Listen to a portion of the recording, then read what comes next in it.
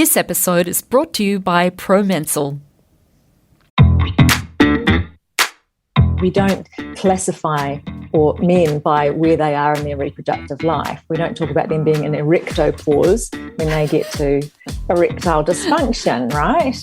But we do that with women. It's still the idea that if our reproductive life is over, then that's a stage that we're at where we are of less value.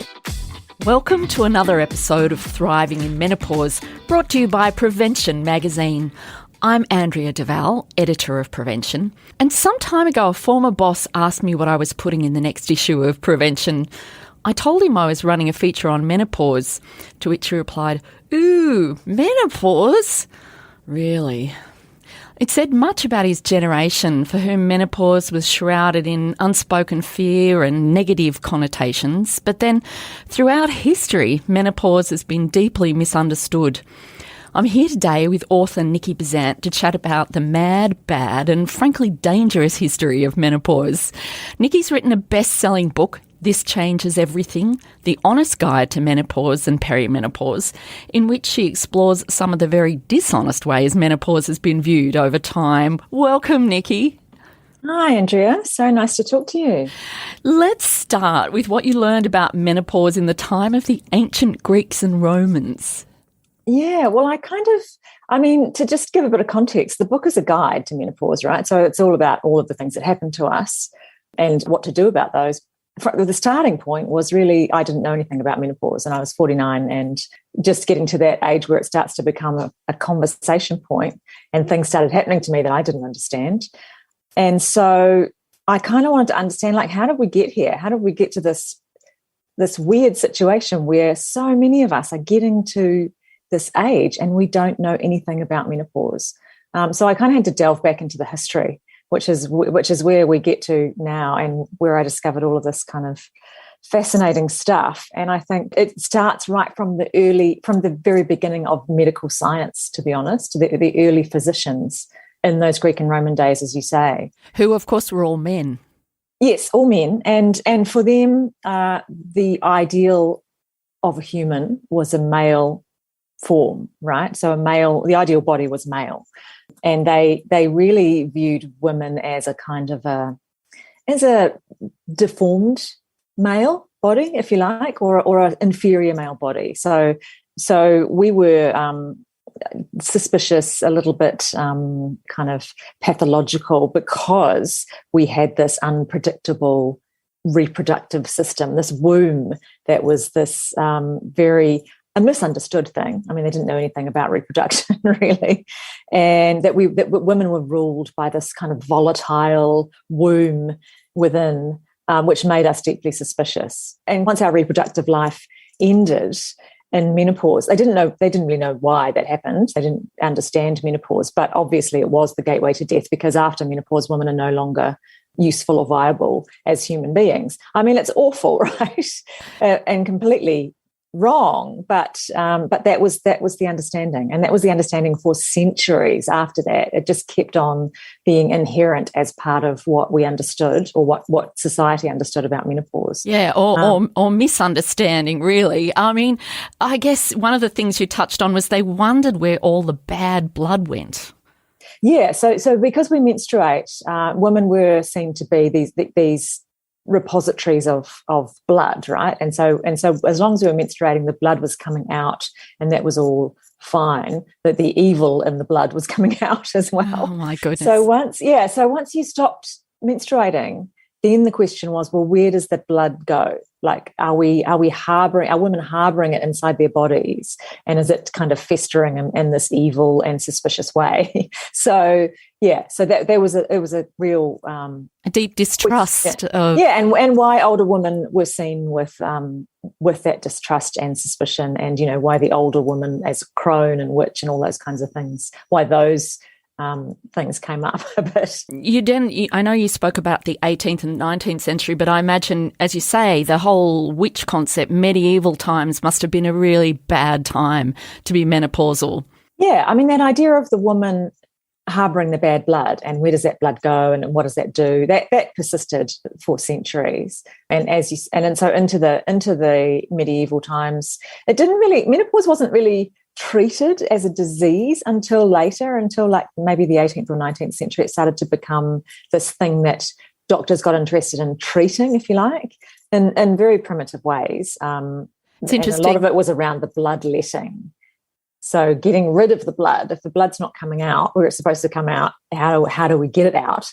And that was where we got into a lot of techniques involving the letting of blood in other ways. Oh, words fail. I know. It's fascinating, right? I mean, it is absolutely fascinating. Sorry. Also shocking because it informs a lot of the attitudes that still persist around menopause, I think. Well, the fact that they even considered it a disease says everything, I think. Yeah. You caught menopause. Yeah, a deficiency and a disease, yeah. Where did the name come from, menopause? The name comes from, I did have this in the start of the book. It's a Latin term, I think, isn't it? From pausis and menses. So menses is obviously menstruation and pausis is cessation. Oh, I see. Yeah. Okay. So let's move on a little bit further in history towards times that weren't so long ago, the 18th and 19th centuries, where menopause was the source of some bizarre myths.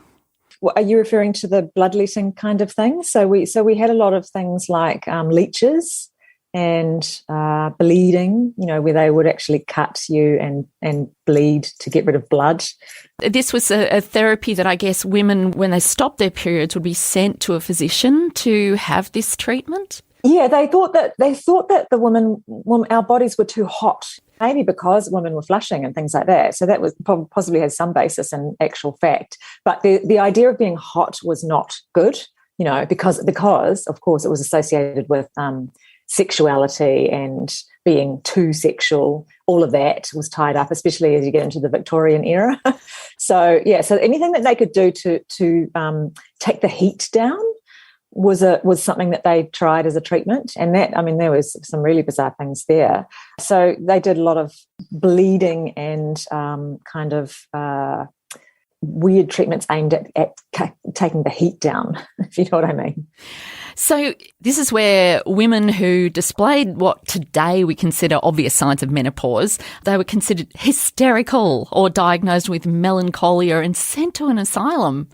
Yeah, I interviewed Louise Foxcroft, who is a medical historian, and she has done actually a whole book on the history of menopause a few years ago. And she was fascinating to talk to because she went through the asylum records back in the 1800s or the 1700s and 1800s, and she could see that a lot of the things that women were admitted to asylums for were really things that we would consider today to be classic menopause symptoms, low mood, anxiety, depression. But they framed it as hysteria, basically madness, this madness of older women. So it was, of course, not understood at all that the menopause was what was causing these symptoms. And so many of the older women in asylums were actually perfectly healthy and fine. They were just going through menopause, most likely. I think at that point I'm just going to pause for a quick break, and we'll be back. Perimenopause can actually start in your 40s.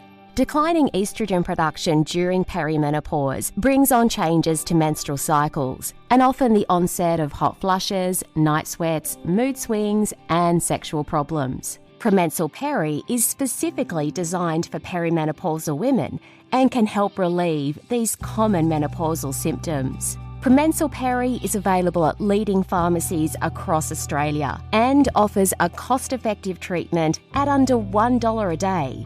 When things start to change, try Promensal Peri. Always read the label and follow the directions for use. And we're back.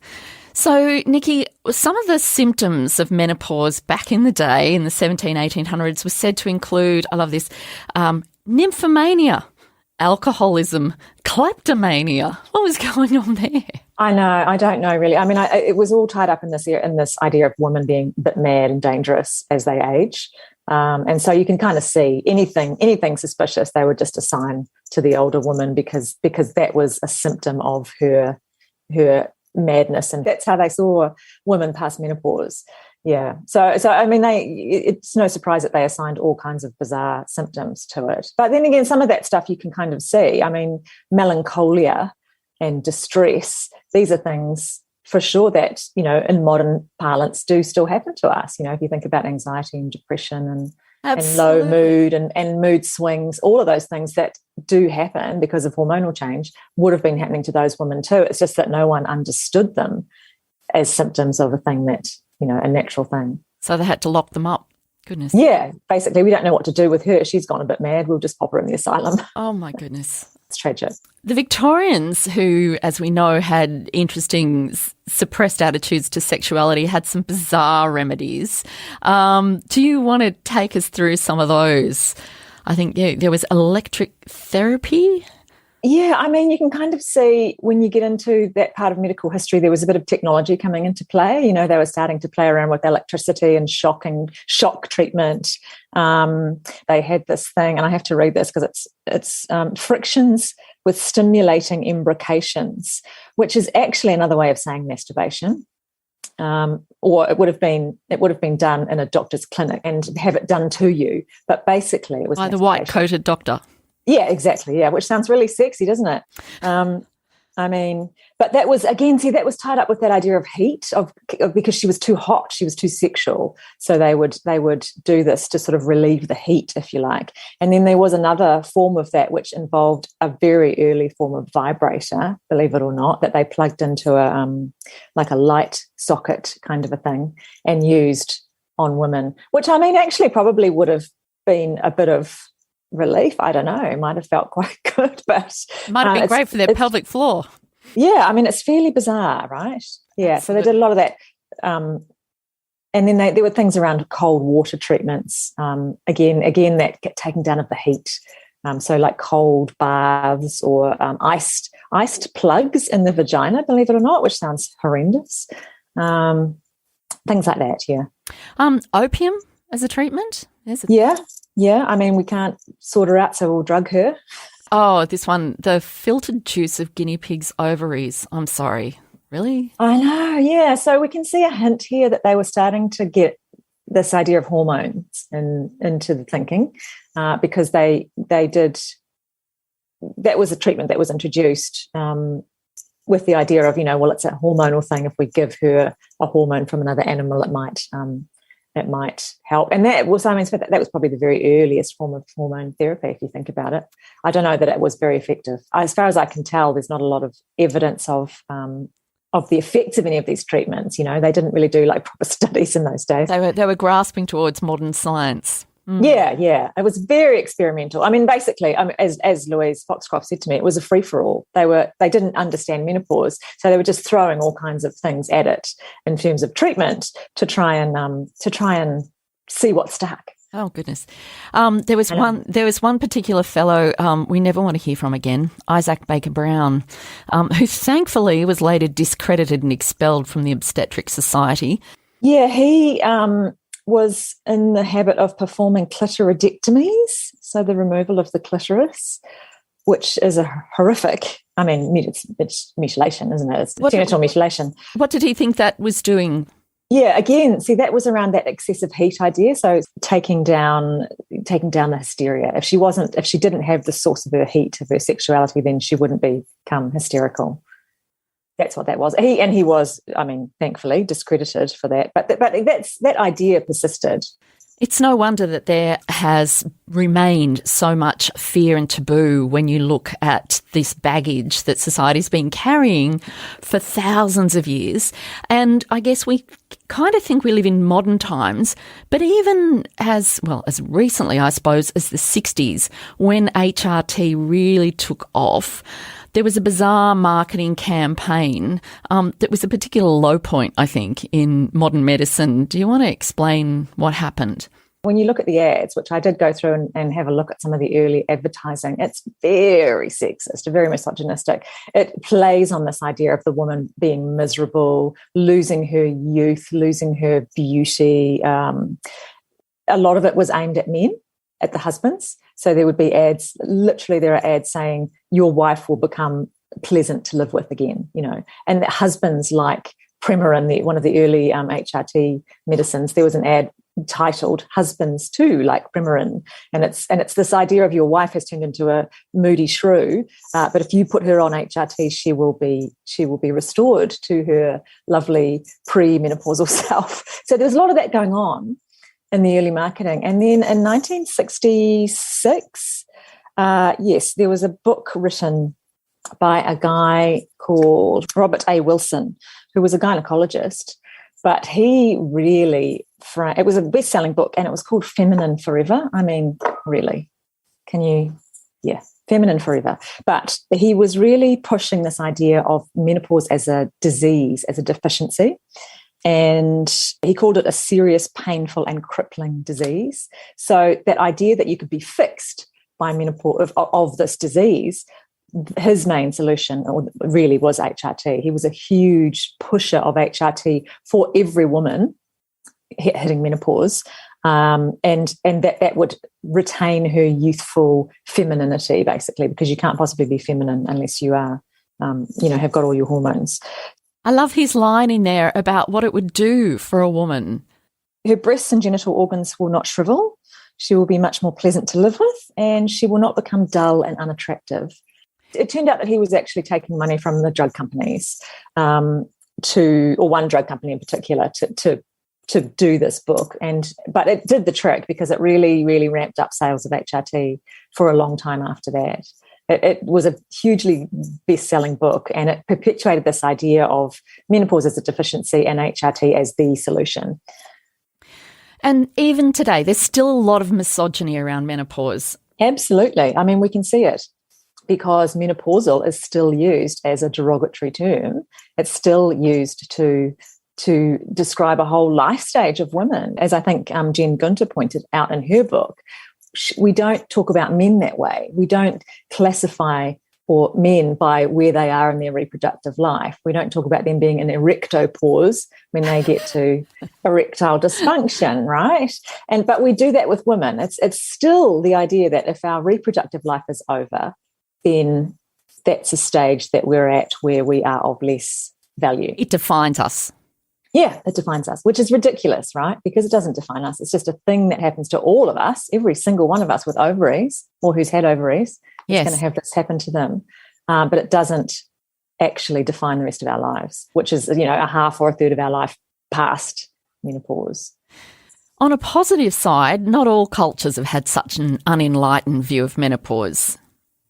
No, and it was really interesting to me because I had misunderstood, I think, before I started looking into it, I'd really misunderstood the cultural practices, the tikanga in Māori culture around menstruation and menopause, because what the common understanding is, or has been, at least mine was that menstruation was a little bit regarded as a little bit taboo to be hidden away, and certain things weren't allowed to be done by women when they're menstruating in Māori culture. That's what I believed. Turns out that is completely wrong, and that when we look at traditional tikanga around menstruation, it is actually celebrated and really, really valued in Māori culture. So when a girl first started her menstruation, when her periods first started, that was a cause for celebration. They would celebrate that. They would give gifts.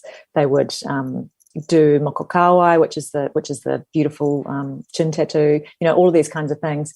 And then all through reproductive life in traditional Māori societies, when a woman had her period, it was a time for rest, rejuvenation, reflection. She wouldn't have to do some of the work that she would normally do. It would be something that was treated as a special time, which, I mean, that was then completely misinterpreted by European observers when they came along as women being separated and women being shunned during menstruation. But that wasn't actually not what was going on at all. It was the time of special connection with the gods and the ancestors. So I love that idea. Great. Sounds great. You should all do that.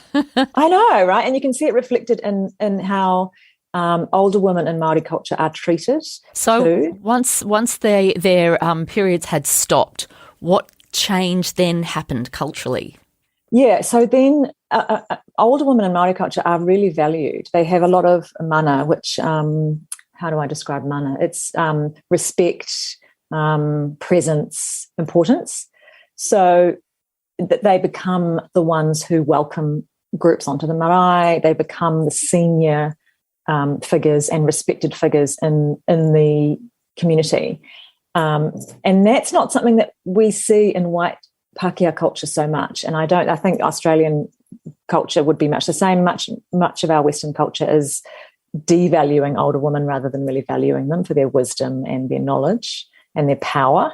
You know, like one of the Māori women I interviewed said she's in her power time now, post-menopause. Oh, I love that. I love that too. Yes. Yeah, that's great. Yeah. So in researching this book and delving into the history, I guess for you, what were some of the surprising positive takeaways? I mean, there were so many surprising things to me, right? Because this whole book was such a journey for me. I learned such a lot. It was 2 years of work and I learned so much doing it. I think the surprising part was the whole story of HRT and how it acquired its bad reputation. And that the legacy of that we're still feeling now and the lack of understanding of HRT. I found that pretty shocking and pretty sad for, really 1 or 2 generations of women who haven't had the benefit of that as a treatment if they needed it. Because of the discredited 2002 study, which left the world thinking that taking HRT really ramped up your risk of breast cancer, the results were completely misrepresented. So that was really shocking to me, that one study and one story could have such a long-lasting impact and affect so many women across the generations. It's really nice that we're starting to have these conversations now. I think it's really, it's great that we're starting in many countries and, it's happening at different paces around the world, but menopause is coming out of the closet, if you like. It's so and I true. think that is really, really good. I mean, we're having this conversation. There's your podcast, there's others, there's books now, there's more and more conversation is happening. So I'm really hopeful that my generation, Gen X, can be the last generation to have that experience of getting here to menopause and not knowing what the hell is going on. I think the millennials coming after me, should be prepared and empowered and should have a much better experience as a result. So that's my hope. And I think there's signs of that starting to happen now. Well, that's a great way to finish. Thank you so much for your time today, Nikki. And thanks, listeners, for joining us. This is the last episode in this series of Thriving in Menopause, but we'll be back in June with a fresh series, starting with a surprise, very special celebrity guest. I hope you'll join us then.